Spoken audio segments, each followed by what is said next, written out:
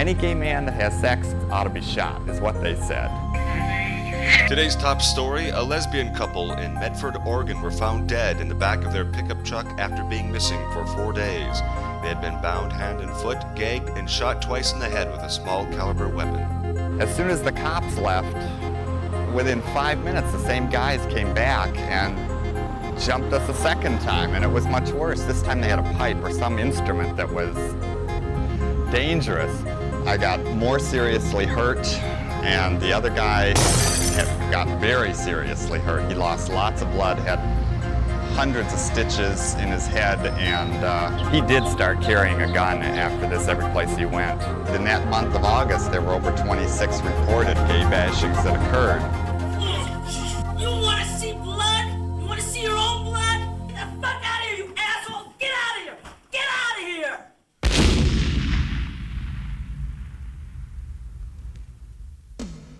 Every year, thousands of lesbians and gay men are attacked, beaten, and harassed. The producers of these tapes felt it was time to do something about this. The Best Defense is designed to teach you about violence and about preparing yourself for the streets. To guide you through the tapes, the producers have asked Darrell Schaff, gold medalist at Gay Games 3 and 4, to introduce various exercises, self-defense moves, and the many guest instructors. From Toronto, Canada, Karen Lee Leonard. From Boston, Massachusetts, Jim Poley.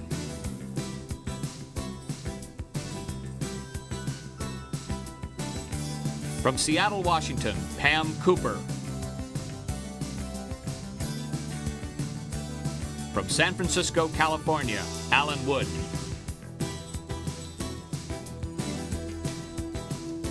From Philadelphia, Pennsylvania, Teresa Galletti. From Seattle, Washington, Madeline Coffin.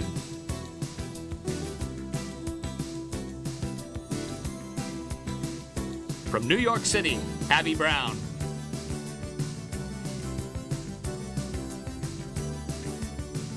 And from the Netherlands, the legendary Wendy Dragonfire.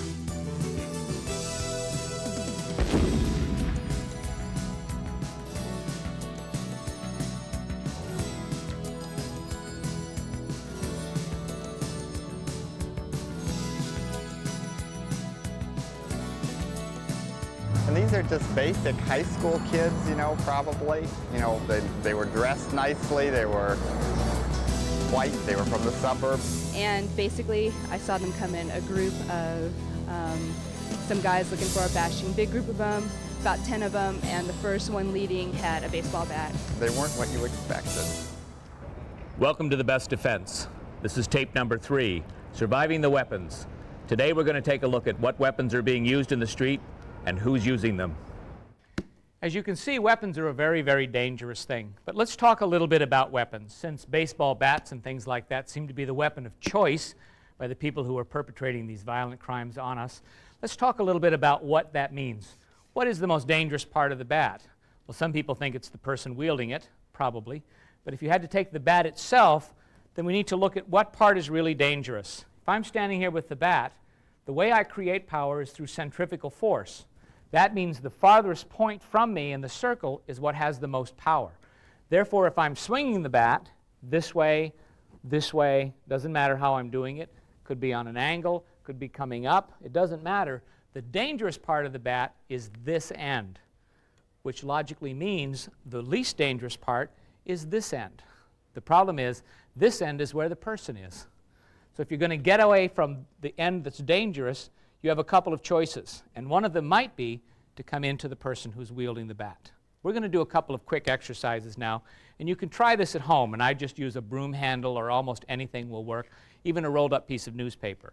My suggestion is you start with something soft and you work up to a baseball bat. It's probably the best way to go with your partner. All right, everybody, let's try this. Find a couple of bats. The first thing we're going to do is learn about where you can go to escape the danger of a blunt instrument like this. So the first thing we're going to talk about is having someone who's attacking you with an overhead club attack, someone who's coming in who's decided he's just going to take you right out. Now, what I want you to do is pair up. Everybody have a partner? Great. Okay, we're going to pair up. And what I want you to do is I want you to just experiment for just a second and see where you can go if the bat's coming directly down on top of your head. All right, try that for just a second. See what you discover. Good. Okay. The first thing you'll discover is obviously, in the words of Mr. Miyagi from Karate Kid, no one to be hit, no be where punch is. If that club is coming down in a straight line, you need to not be where that club is coming down. Now, there's a lot of options you have. I'm going to use Larry here for just a minute.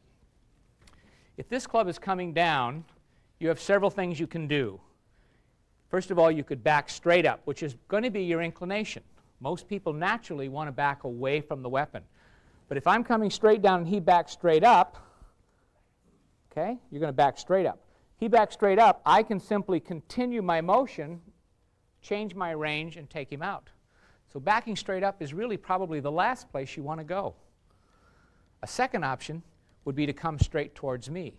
This is the brave type. He comes directly into me, I change my stroke, and boom, I take him out again. Bad idea, bad idea. So let's look at where you can go and still feel safe in a weapon attack. If the arc of my line is here, then obviously you can go off to the side, good, or to the other side. So let's try that really quick. Okay, come. Okay, try it again, all right, and good. Where else can you go? Well, we have diagonal lines. People seem to forget that there's a lot of diagonals that we can move on. Larry can move here, he can move here, he can move here, he can move there. So let's see what happens. My arc is the same. He's out of the way. Again. My arc is the same. He's out of the way. All right? Again, my arc is the same. Boom. He's out of the way. And my arc is the same. Good. Now, we've already learned that this is the most dangerous part of the weapon. Our other option may be to come to the wielder of that weapon. That's a very dangerous place also. But let's take a look. If we don't want to go straight out, we don't want to come straight in, if he simply goes to the side, I can track him pretty easily. I got him. All right? He goes to the other side, same thing. Okay? I got him. Now, we're going to do the same thing, only he's going to use one of these four diagonals. Now, look at the advantage. Even if I try to track him, he's out of the way. All right. When we did our first warm-ups in each of our tapes, the sixth exercise we did was this. Larry is naturally doing it. If someone takes a club and swings at you, you will be amazed how good you will be at the sixth exercise that I taught you. It is the most natural reaction you will ever find. Suddenly your body will say, it's time to move. Feet, do your duty, and you will be out of there. So let's work for just a few minutes with each other. Take these bats, try to figure out which arc works best. If you're doing this at home, go slowly. Start very slowly like this. Try to figure out what's going to happen. Try different options, try different angles, and see what works best for you or where you feel most comfortable. And in just a minute, we'll come back and examine a little more closely what some of those options mean. All right? Okay, let's see you guys do this.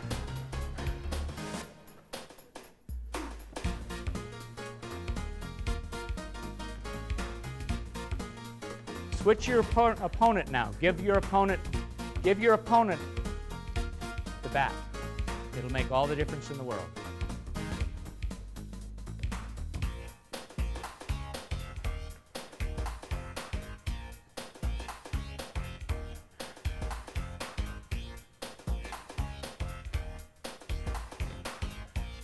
All right, now, let's take another close look. Just getting out of the way is half the battle. But if you only get out of the way, you have not controlled your opponent, and you certainly have not controlled the weapon. So let's change the attack a little bit. Let's take the footwork that we've already learned from our exercises, and let's see if we can put that together with some of the other exercises and create not only a response away from the weapon, but a way to control the weapon when we come back in. We're going to take two things. Hold that, please.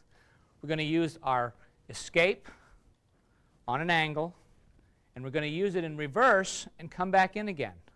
Remember, the last place we want to be is at the end of the bat. So we're going to get as far away on an angle from the end of that bat, and then we're going to get as close as we can. Now, this is a little scary.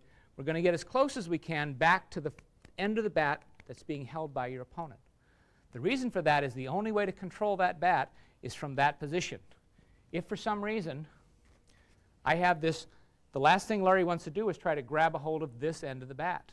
But if he grabs a hold of this end of the bat, there's a possibility that I can do something, or he can do something to me. All right, so this is going to be the exercise. Max?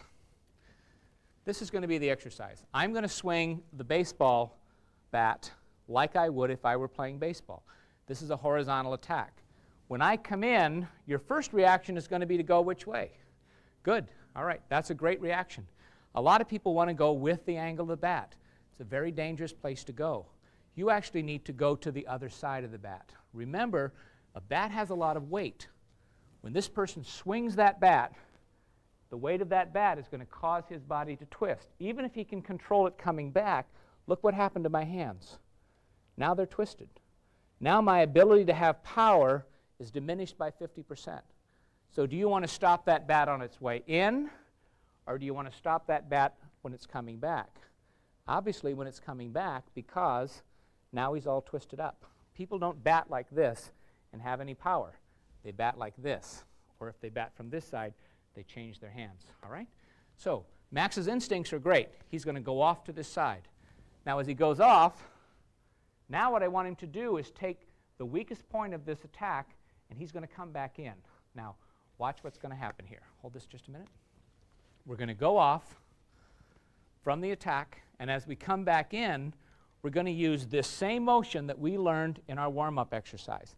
But we're going to change the plane slightly, so instead of it being directly on a horizontal, slightly more vertical.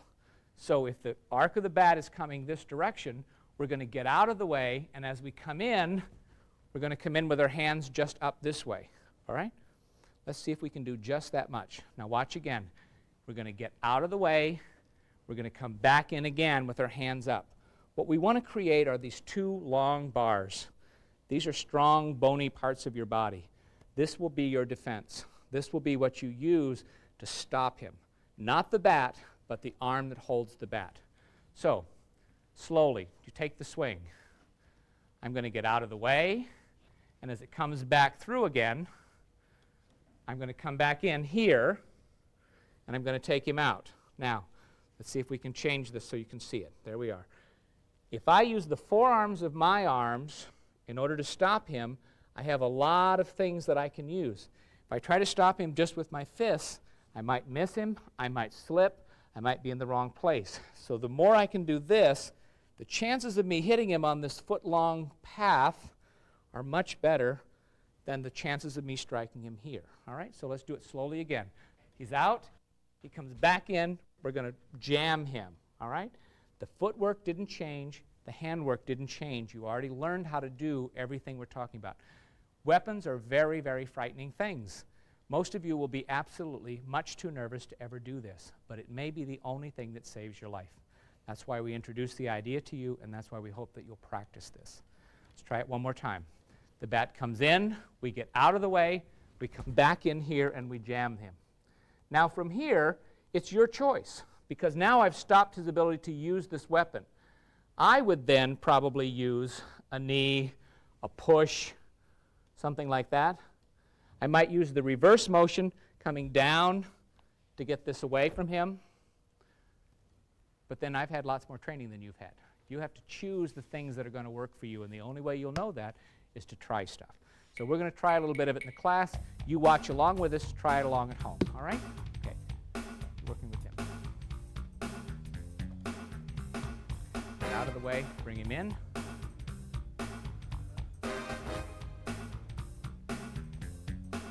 There we go. Good. Good. Good. Excellent. See if you can take it to the next step. All right? That means you're going to do the block, and then see if you can add one of our 6 warm-up techniques.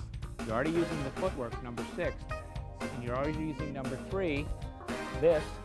See if you can add something else. Push, a knee, something else to make this work. All right?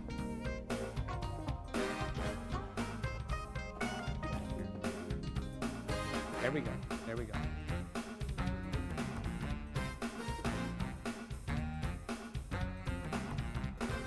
Good, good. All right, good combination.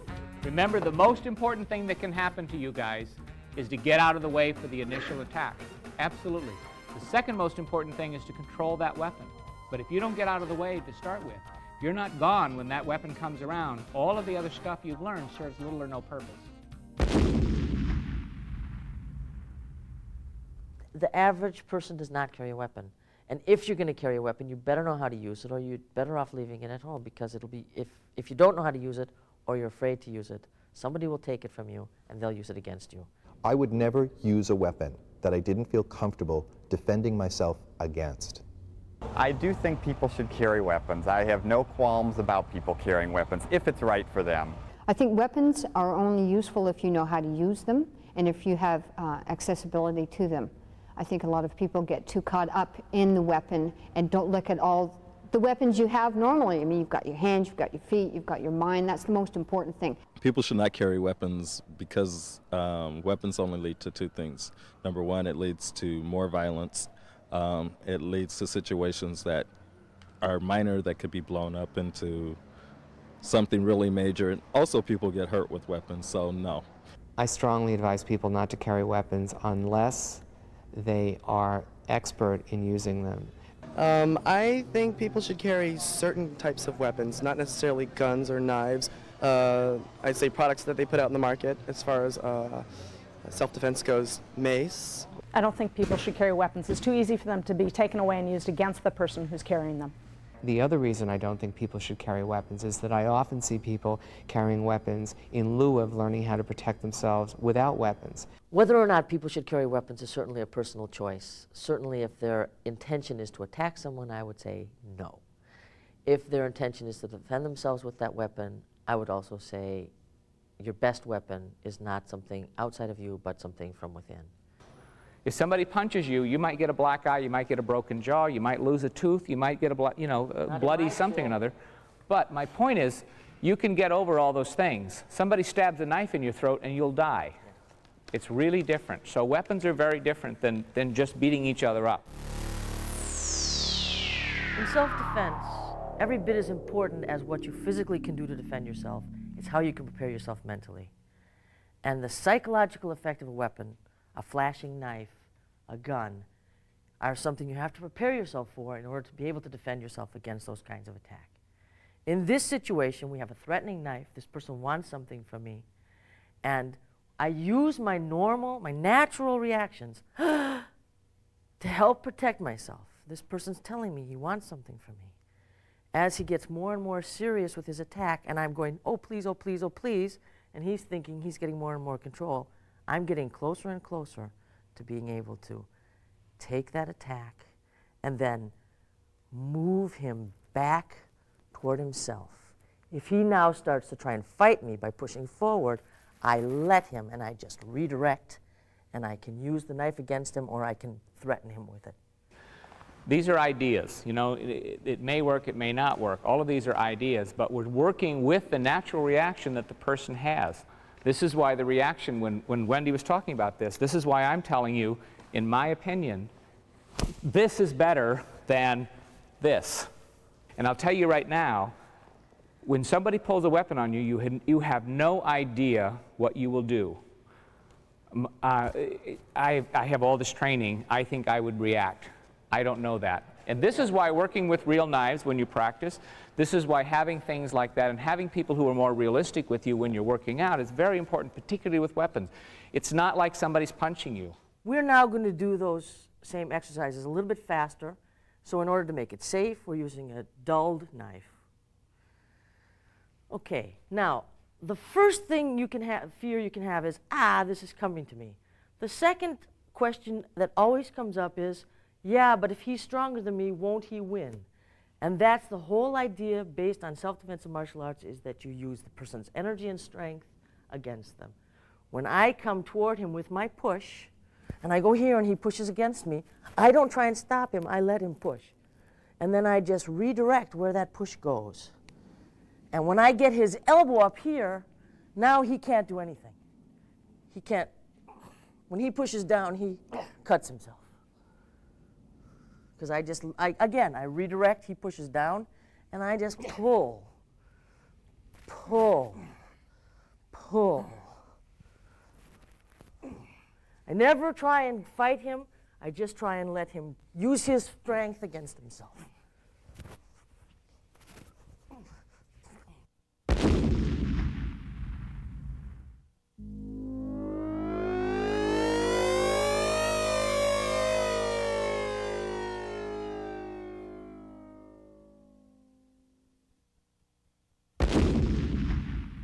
I think the most frightening weapon today is probably bladed weapons. The most frightening weapon on the street, I would say, would be a crazy person with a knife.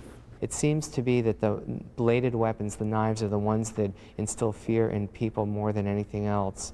The most dangerous weapon on the street is a person who's carrying a weapon and willing to use it. The most frightening weapon is fear itself. They're going to try to scare you because it's going to make you freeze, make you paralyzed. I think for me, someone possessing a gun and just at a distance is one of the most frightening things to me. I'd say defensively, a weapon that you can use. I think the most frightening weapon to an attacker is probably your voice. If you're screaming and making a lot of noise and drawing attention to the fact that you're being accosted, that makes them very uncomfortable, and it's probably the most frightening weapon on the street. When practicing your self-defense techniques, you want to keep them very simple. You don't want to get into a lot of complicated different movements. So what we're going to try to do as we graduate through from beginning techniques to advanced is use the same principles and just build upon them so that you're not practicing 20 or 30 different techniques, you're practicing 2, 3, or 4 techniques. The first principle we're going to work on is getting out of the way, and I like to just demonstrate that, the very, very simple movement. If he's pushing at me, straight forward, instead of just standing here and presenting a target, I want to first step out of the way, okay? Very first principle. I probably can't block it. He's as big or bigger than I am, and I don't want to try to bet that I'm going to be able to stop his momentum. So again, same thing, if it's a punch toward my face, a linear punch, I want to step out of the way. If it were a knife coming at my body, I would want to step out of the way. The second is to reduce your target area. And I'll go to the other side for this one. I'm going to step to this side and turn it out of the way. So now, again, if he's pushing me, I'm going to not only step, but, you can go ahead and push right at me, but not only step, but turn and reduce my target area at the same time. So again, just a little bit faster, boom, step and turn, okay? Same thing if it were a punch, I would step and turn, okay? If it were a knife, if it were a gun, the principle is the same. Again, the same techniques apply to guns. Working or defending against a gun is obviously much more dangerous and much more life-threatening. First rule when you're practicing with a gun is to make sure the thing is not loaded. In this particular one, we take out the chamber. Always do this, even if you're sure it's not loaded, and then pull back to action and look in there and make sure there's no bullets. Even if you know it's not loaded, you do this every time, every time. The same principles are going to apply that we talked about, stepping to the side and reducing our target. Here's the gun at my belly, all right? I'm going to step to the side at the same time reduce my target. It might go off. A little more complicated now than just with a fist. I want to try to minimize this thing from firing. So as I do, I'm going to step over, throw my fingers over everything that I think might move. And instantaneously, this hand's going to come up underneath, grabbing the barrel of the gun. My elbows are in, I'm twisting. This will generally come out of his hand because I've got a bigger lever arm than he does. If he holds on tight, he falls down. So again, when I do this, boom, and he'll usually come down. It may go off at him, it won't go off at me. Okay? One more time. So here it comes, stepping, grabbing, it came out, I've got it, backing away, the weapon is mine. Okay? If I happen to be attacked by a left-handed person and I've only practiced stepping one way, it gets a little more interesting. It's the exact same technique. I'm going to step to the side and block it, throwing my fingers over the action. This hand comes up, folds it back at it, but this time as I do it, it's going to catch his finger in the trigger guard. And now the trigger guard and the gun are my friend as he comes down, and he hurts a lot. He's locked in here, okay? I can take it off at any time, okay? Slightly faster with this one, stepping down. There he comes, slid off. You have to be careful when you practice this one. He's already bleeding. The last gun we're going to work on today is execution style to the head. Not a pretty sight. What I want to do, this person, obviously with any gun or knife or attacker, I want to give them anything they want. I don't want to risk my life. And again, if I have to defend myself, this is what I got to do. This is when all else has failed. First of all, I want to put up my hands slowly. Don't make any fast moves. This might go off. Put up your hands slowly like you're giving in to them. This gets your hands actually closer to the weapon. I'm going to drop, again, getting out of the way, reducing my target. I'm going to drop and bring the weapon up push the weapon up at the same time here. Okay? And now I need to come forward a little bit, making sure that gun points at him just so I can get my elbows in. And now it'll probably come out of his hand. It may go off. When these things go off, they're loud. You need to probably go to a firing range and get used to what a real gun sounds like so you don't get startled when this happens. So again, here it is. I'm dropping. It goes off. I didn't put my hands up that time. Okay, so again, my hands come up, giving him whatever he wants, pulling it away.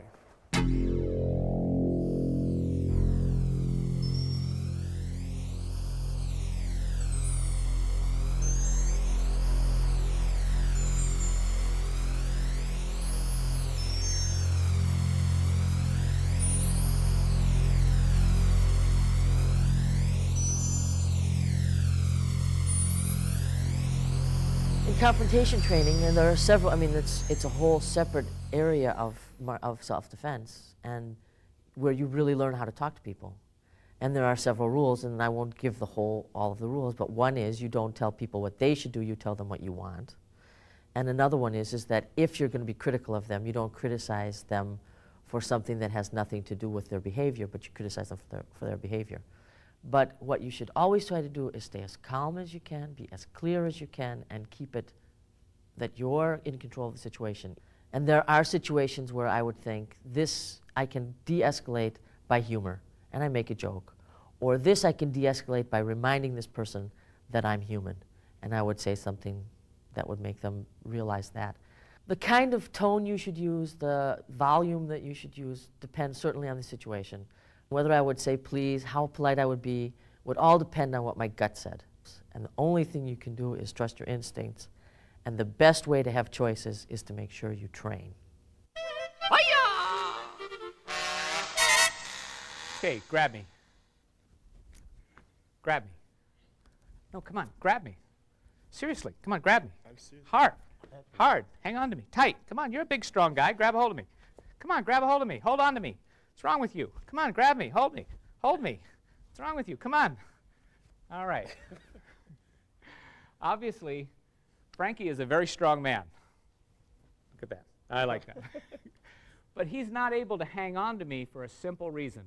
This is one of my tricks. When Frankie grabs a hold of me, there's always going to be a weak spot in his grab between the forefinger and the thumb. As long as you can control the movement of your hand out that spot, it doesn't matter if he grabs you overhand or underhand, he can't hang on to you. Let's try it again. Grab a hold. Hold on to me. Tight. Come on. Tight. Hold on. Tight. Get a good grip. Get a good grip. Come on. Hang on to me. Hang on to me. Come on. Good grip. Here we go. Good grip. Try the other one. Oh, my goodness. Here we go. Try it. Grab. This is another trick. Now, some of these tricks are made just to distract someone so that you can get away. Some are a little more dangerous. This one's a little bit more dangerous because it has the possibility of doing a little bit more damage. If someone grabs a hold of me, and again, I'm not able to do something like break her grip, but I can still get to her head, and I don't want to be as nice as doing this to her, then this is what I'm going to do. I'm going to cup my hands, make little sound chambers. I'm going to strike her right across the ears, making that cupping shape. And what will happen is that the pressure of the air in my hand will be forced into her ears and cause her eardrums to snap. Now, it probably won't break them, but it will at least give her a severe headache instantly. I'm not actually going to do this, but I'm going to show you how it works. Right, like that. All right, a little bit, okay? That was a little bit. Now imagine if I really do it hard and we cup them, take it out, okay? It's very important that you cup and keep the fingers together so the air can't escape, and you just force it into her head right here. Okay? So that's the trick. Now, whatever you do, don't move. Okay, this won't hurt me at all. Hello and welcome to tape number 3. Surviving the weapon. You're ready already. I sound a little happy about that. We brought to bed martial artist and self-admitted We brought together the best martial artists in the entire world. No, that's not true. Hello, my name is Wendy Dragon. The producers have asked me to present to you the best defense. The most dangerous thing on the street is a human brain. Let's do that again. I have no comment. Kick their ass! So he gets a really good grip on me, so I just figure out something else to do.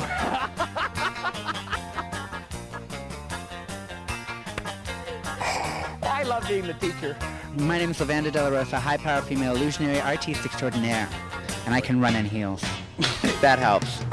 Probably don't wear that outfit to the airport very often, do you? No. You like a team of people in the television? No. I don't know why I'm so serious. My body is my weapon, Ted. We are trained professionals. Possibly even inflicting a little pain. You gotta cut that cane line. Yeah, kill him! Do not do this at home. I love you, and thanks for watching. Oh, sure, go right to the tits, Ted. And remember, in the street, don't try to be strong, don't even try to be brave. Be smart. That's the best defense. The Best Defense video series was created in response to the ever-increasing problem of hate crimes and assault. Our instructors are actively conducting classes in their own hometowns and have begun reaching into major metropolitan areas with classes, seminars, and training sessions.